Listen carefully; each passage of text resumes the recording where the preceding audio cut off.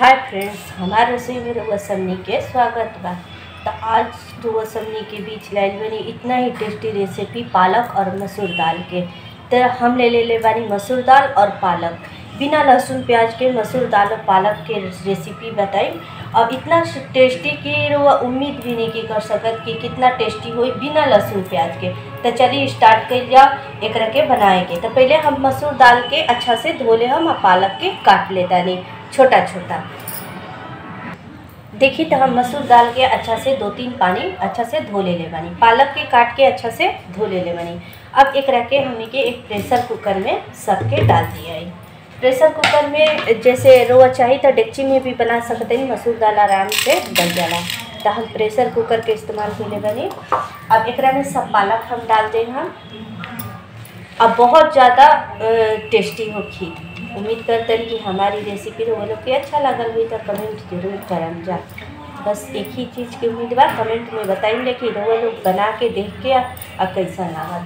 तो अब एक में हम डालम 1 गिलास पानी। जैसे 100 ग्राम हम मसूर डाल रहे हैं और 250 ग्राम तक ले पालक के साग रहे हैं। तो हम 1 गिलास पानी डाल के एक में स्वाद अनुसार नमक डालते हैं।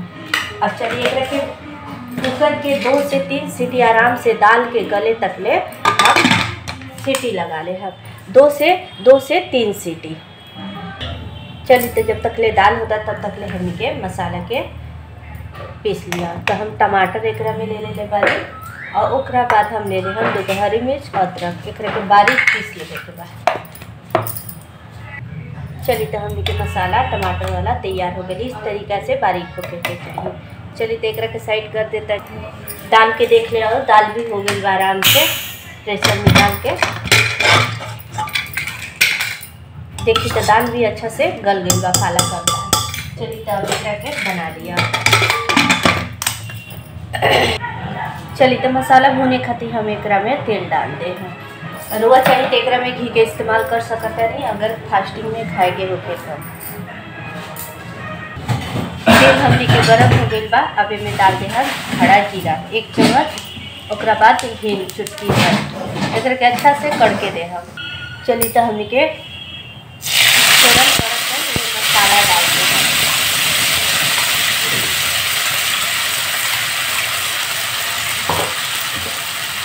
मसाला के कम आँच कर देना मीडियम आँच और के अच्छा से हल्का फ्राई कर लिया है। अब इनमें हमने के मसाला डाल दिया। इनमें डाल हल्दी पाउडर, धनिया पाउडर, लाल मिर्च पाउडर, जीरा पाउडर, गोलकी पाउडर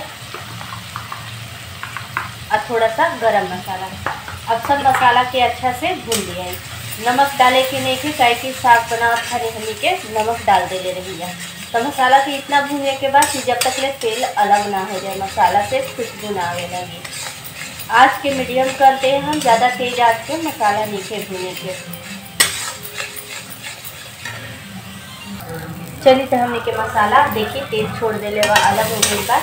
इस तरीका से भूनने के बाद कि तेल अलग हो जाए अच्छा से। और जब अच्छा से कोई भी मसाला भून लेंगे तो उसका टेस्ट अलग होगा। और कच्चा मसाला कर वो सब्जी उब्जी फ्राई करके डाल दी कोई चीज़ तो वो कहा हो गया कि कच्चा हल्दी भी कच्चा मसाला भी कच्चा और जैसे भी स्वाद हो जाला।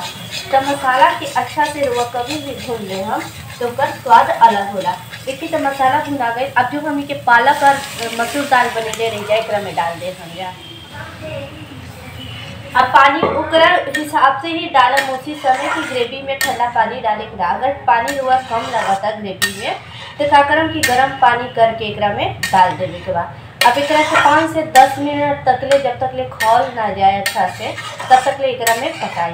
अब एक फिर हुआ दाल भी कर सकता नहीं और या तो रोटी पराठा किसी के साथ भी खा सकते नहीं। बहुत ज़्यादा हेल्दी रेसिपी है और बच्चा के बहुत ज़्यादा अच्छा लगी। और अगर छोटा बच्चा हो गया तो चम्मच से रुआ खिला दी। बस मिर्चा जो बा ओकरा के कम डालब। अब एक के कवर करके 10 से 15 मिनट तक ले हम पका लेता नहीं।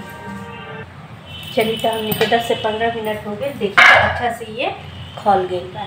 अब एक के हमने के आराम से चला लिया थोड़ा सा, चला के 2 से 3 मिनट पका लिया। जब भी खोले लगी, एक दो खोलन हो जाए तो समझिए कि दाल ये सब्जी पक गई। सब्जी कहीं, दाल कहीं, कोई चीज़ कहीं गैस के बंद किया, निकाल के दिखाते हैं तो करके। चलिए तो अब हम नीचे एक रखे सर्व कर रोटी पराठा किसी के साथ आराम से खा सकता है। चलिए तो फिर आएंगे एक नया रेसिपी के साथ और एक मज़ेदार रेसिपी के। चलिए तो एक साथ रोटी रुआ खा सकता नहीं। उम्मीद करता नहीं हमारी रेसिपी रुआ लोग के अच्छा लगती। हमारी रेसिपी देखे खातिर रुआ लोग के बहुत बहुत धन्यवाद। फिर आएंगे एक नया रेसिपी के साथ।